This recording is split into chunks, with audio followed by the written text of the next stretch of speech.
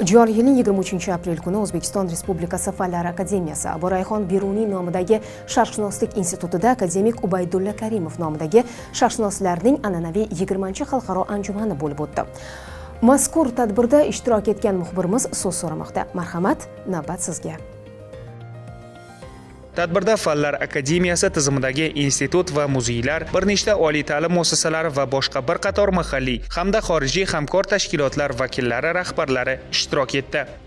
Har yili an'anaviy ravishda mana shu Sharqshunoslik institutida Ubaydulla Karimovning tavalludiga bag'ishlab ilmiy yig'in o'tkaziladi. Dastlab respublika yig'ini bo'lgan bo'lsa, bugungi kunda ellararo xorijiy yig'in sifatida o'tkazib kelinyapti va bugun biz 20-ellararo yig'inda yig'ilib turibmiz va bu yig'inning asosiy maqsadi manbashunoslik masalalari, manbashunoslik muammolariga qaratilgan tarixshunoslik masalalari va boshqa manba bilan bog'liq jihatlar yoritiladi bu yig'inda va aynan men bu yig'inda Hoji Mo'yin publisistikasida Turkiston tarix masalalari bo'yicha ma'ruza qildim.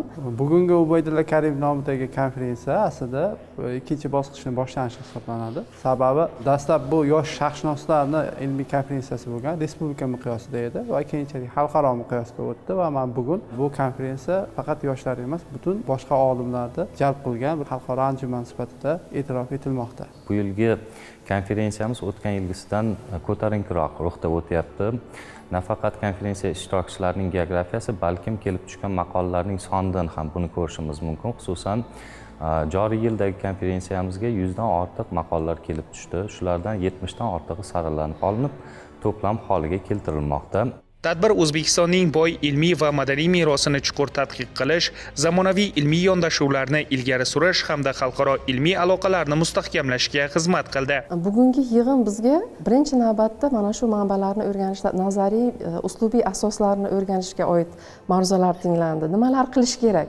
Manbashunoslik sohasida yana nima ishlar qilish kerak? Shu masalalarga yo'l ochadi, takliflar beriladi, xulosalar qilinadi. Va shu bilan birgalikda o'tgan davr mobaynida keyingi yillarda amalga oshirilayotgan manbashunoslik bo'yicha tadqiqotlar va ularning natijasini bugun sarhisobini ko'rish mumkin. Va bu albatta manbashunoslik sohasida, tarix sohasida qilinayotgan yangiliklardan xabardor bo'lishimiz bilan birgalikda hali yana qanaqa ishlarni qilish kerakligimizni bugun aniqlab olamiz va shu yo'nalishlarda olimlarimiz, yosh tadqiqotchilarimiz yangi tadqiqotlarni amalga oshiradi. Anjumanning o'ziga xos xususiyatlaridan biri institutimiz ijtimoiy gumanitar fanlarga ixtisoslashgan bo'lishiga qaramasdan, aynan shu anjumanimiz to'plami tijoriylashgan loyiha sifatida ham ko'rilishi mumkin. Xususan 2021-2022 yillarda nashr etilgan to'plamlarimiz o'sha Irsika tashkiloti tomonidan tijoriy maqsadlarda sotuvga ham qo'yilgan. Xususan $40, $12 ushbu to'plamlarimiz bugungi kunda ushbu tashkilotning saytida sotuvga qo'yilgan.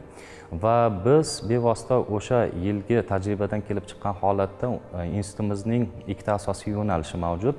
Oldingi to'plamlarimizda asosiy manbashunoslik va islomshunoslik yo'nalishlari, shu bilan birgalikda sharq qo'lyozmalari restavratsiyasiga qaratilgan bo'lsa, bu safardagi anjumanimiz nafaqat bu yo'nalishlar, balkim xorijiy sharq mamlakatlari tadqiqi masalasiga ham alohida urg'u berildi va 5 ta sho'baning aksar qismida shu masalaga oid bo'lgan masalalar ham ko'rib chiqiladi. Bugungi mavzuda Hoji Mo'yinni Xalq Dorulfununining Samarqand sho'basi ochilishi haqidagi maqolasi, xotin-qizlar masalasiga bag'ishlangan maqolasi, askarlik masalasiga bag'ishlangan maqolalari va hajviy maqolalari bo'yicha ma'ruza qildim va bu ma'ruza orqali Hoji Mo'yinni hali o'rganish kerakligi, bugun uni faqatgina 2003-yilda nashr qilingan tanlangan asarlarda yuzga ham bormaydi uning maqolalari va biz ularni tanlangan asarlari yoki butun asarlar to'plami qilib 5 jilddan, 6 jilddan iborat qilib nashr qilishimiz mumkin va bu albatta xalqimizga mana shu 20-100 yillik boshlardagi Turkiston tarixini o'rganishga muhim manba bo'lib xizmat qiladi. Bugungi konferensiyaning ahamiyati shundan iboratki, ilk o'rtasilar va so'nggi o'rtasilar davridagi juda ko'plab yangi manbalarni topilganligi va bu manbalardagi ma'lumotlar ilmiy muomalaga kiritilayotganligini ko'rishimiz mumkin va Ayniqsa qiziqarli tomoni o'sha islom dini bilan bog'liq bo'lgan. Hozirgi kunda bu masalaga jahon miqyosida qarash jarayoni kuchaydi va aynan mana shu masala islom dini tarixi, islom mohiyati, hanafiylik tarixiga oid ma'ruza qilindi. Olimlarimiz o'zining xulosa hamda takliflar qismida kelgusi tadqiqotlarda qilinishi kerak bo'lgan masalalarni ham aytib o'tishdi. Xususan Asharbek Mo'minovning ma'ruzalari yoki Ibrohim Usmonov, undan tashqari mana xorijlik Sevinch Bayramovaning ma'ruzalaridan ham ko'rib guvohi bo'ldikki, demak bu sohada qilinishi kerak bo'lgan ishlar ko'p. Shu bilan birgalikda majlislardagi ma'ruzalarni ham tinglayotgan bo'lsak, u yerda ilmiy jihatdan yangi muomalaga kiritilayotgan asarlar, hali o'rganilmagan manbalarimiz bisyor, nafaqat O'zbekistonda, balkim xorijda olib borilayotgan tadqiqotlardan ham demak ilmiy tadqiqotchilar bu davrada bahramand bo'lishadi va shu bilan birgalikda zamonaviy masalalar ham bu yerdan o'rin olgan. Masalan, ma'ruzalarga e'tibor beradigan bo'lsak, Shanxay hamkorlik tashkiloti doirasidagi masalalar, shu bilan birgalikda Turkiy davlatlar tashkilotiga oid bo'lgan masalalar aks etgan ma'ruzalar ham mavjud. Mazkur anjuman mamlakatimiz va xorijiy mamlakatlardan yetakchi sharqshunos olimlar, tarixchilar, filologlar, islomshunoslar va boshqa mutaxassislarni bir maydonga jamladi. Dunyoning turli mintaqalaridan, xususan AQSh, Ohio universiteti, Yaponiyadan, masalan, Tsukuba universiteti hamda Kyoto universitetlaridan, Qozog'istondan Sharqshunoslik institutidan vakillar qatnashyapti va Xitoy tadqiqot markazidan ham ishtirokchilar bor.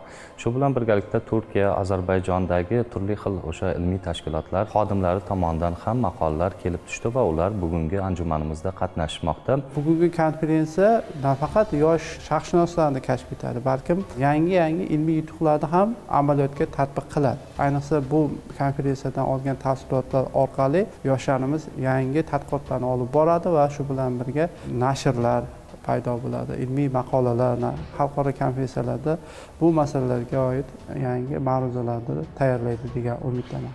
Bu tadqiqotlar yangi katta tadqiqotlarning debochasi, qilinayotgan ishlar nima qilinyapti degan savollarga tadqiqotchilar javob olishadi va kelgusida shu tadqiqotning yakuniy nuqtasini ko'rasiz degan mujodalani berishadi. Mazkur konferensiya ilmiy hamkorlikni mustahkamlash, yangi tadqiqot yo'nalishlarini belgilash va yosh tadqiqotchilarning faolligini oshirishda muhim platforma sifatida xizmat qildi.